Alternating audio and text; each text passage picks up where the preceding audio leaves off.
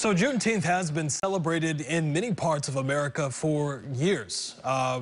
Me being from Texas, growing up down the road from Galveston and Houston is where Juneteenth originally was celebrated.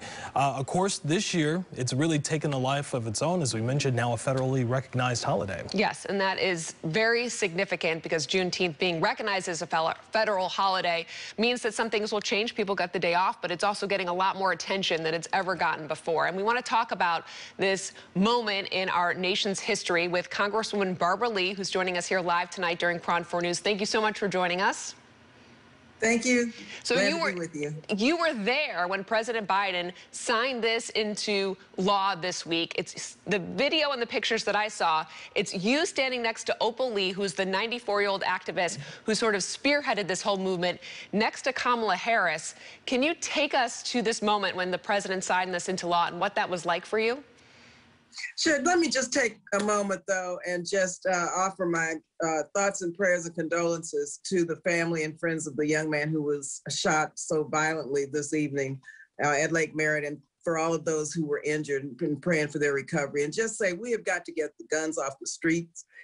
This assault weapon ban that has been lifted by the judge in California, hopefully we'll be able to get that on hold in terms of a stay. And we've got to pass gun safety legislation in Washington, D.C. We have to have action. We can't allow this violence to continue. And I'm heartbroken tonight over what has happened once again in my district. And so today, of course, Juneteenth, it's a day to celebrate, but a day to reflect upon where we've been and exactly where we must go. And so being in the White House with the president and Vice President Kamala Harris was very humbling for me. And I share that because I've worked on this for many years. I've always held Juneteenth events. We celebrated this as a child. I was born and raised in El Paso, Texas, but my grandfather was born in Galveston, Texas in 1875, 10 years after General Granger told us finally in Texas that we were freed. And my great-grandmother was born enslaved in a town right outside of Galveston. So this has been really personal for me since a child in many respects. And finally, I'm so excited and pleased that President Biden signed this as a federal holiday, because now I think more people are beginning to understand the plight of African Americans. And yes, how far we've come, but let me tell you, those chains of slavery of 401 years ago have not all been cracked. And we witnessed that, and we know that because we know that systemic racism and structural racism is so embedded in the DNA. And that's our job, is to continue to fight for racial equity and justice. We know that those pages of history have been stuck together for so long. You mentioned they're starting to come apart, like what happened with the Juneteenth celebration, the story of Juneteenth, obviously what happened with the Tulsa massacre, the race massacre there in Oklahoma. Some of those stories are really starting to come to life. People starting to understand them. But what more needs to be done moving forward? What do we take from this moment right now, and how do we kind of push forward some of those actions that still need to be had? We know that the George Floyd Policing Act still remains stuck in Congress right now, even though that there are several folks on both sides of the aisle who are supporting it. How does something like that, or what do we take away from this moment to push forward the conversation? Well, first, this is a truth-telling moment. They've tried to wipe out the stories of African Americans, such as Tulsa, and I was there commemorating the 100th anniversary of the massacre that took place.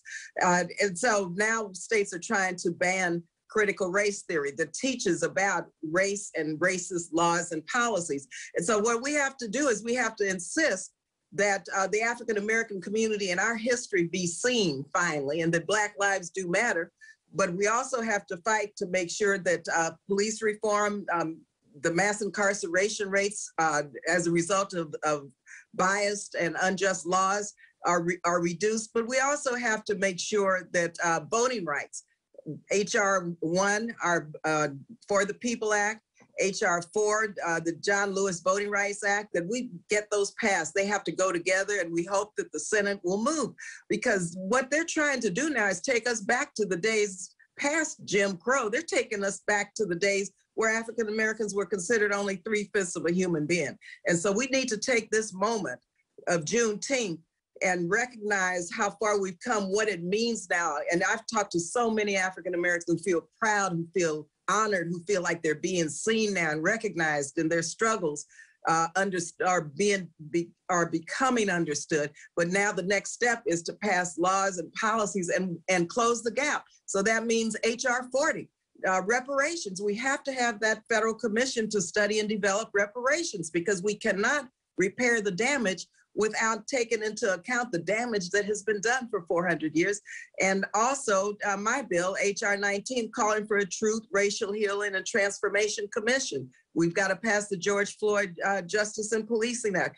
And so many racial injustices still exist. And so in every single policy at every level of government, our young people, thank God, are insisting that we look at every policy and ensure that racial equity and justice is part of whatever we're working on for the future. There's still a lot more work that needs to be done in advancing racial equality, for sure. And Representative Barbara Lee, we appreciate you also addressing the violence in Oakland that happened today during a Juneteenth celebration. It was also great to get your perspective on that. It's certainly not the way we want to have this first time that this holiday is being recognized federally, a day people are getting off, that this violence would overshadow something like that. Yes, and my community is a resilient community. It's a beautiful community. People understand that we have a lot of work to do, but in many ways, we're unified on so many fronts, but in so many other ways, the violence is still with us, and it's mounting. And there are a lot of reasons we can talk about why, but let me tell you one thing, we have got to have peace in our community, and we have to get these guns off the street. And I want to thank all of those young people and ministers and everyone who has worked for so long to try to get this gun violence stopped. So many people, you know, I know, have been killed and did not, our children, these are family members, these are children, these are mothers, fathers, brothers and sisters of people. And we have to take this moment, and it's on June 19th, as we're commemorating our history in this country and what it meant to be free, to have this type of carnage take place in my district is just, it's overwhelmingly heartbreaking. And I hope people understand we've got to demand that gun safety and gun control laws be passed. And we have got to make sure that these gun owners out of state stop selling these guns so that they can stay out of our community. Of course, they're not allowed to sell them in the 13th congressional district, but they bring them in anyway because there are no federal laws to keep them from bringing them in. So it's a serious issue. Here we go again, but I hope this is another wake-up call that will send the signal that we're not going to tolerate this kind of gun violence anymore in California, in my district, and throughout the country. Yeah, the family of that 21-year-old man now having the unenviable task of trying to plan his funeral after just a day out on the lake. Congresswoman Barbara Lee, thank you so much for your time, as always, joining us here on KRON 4 News. Thank you. Nice being with you. Thank you, Congresswoman. Have a good evening. We're going to take a quick break and be right back.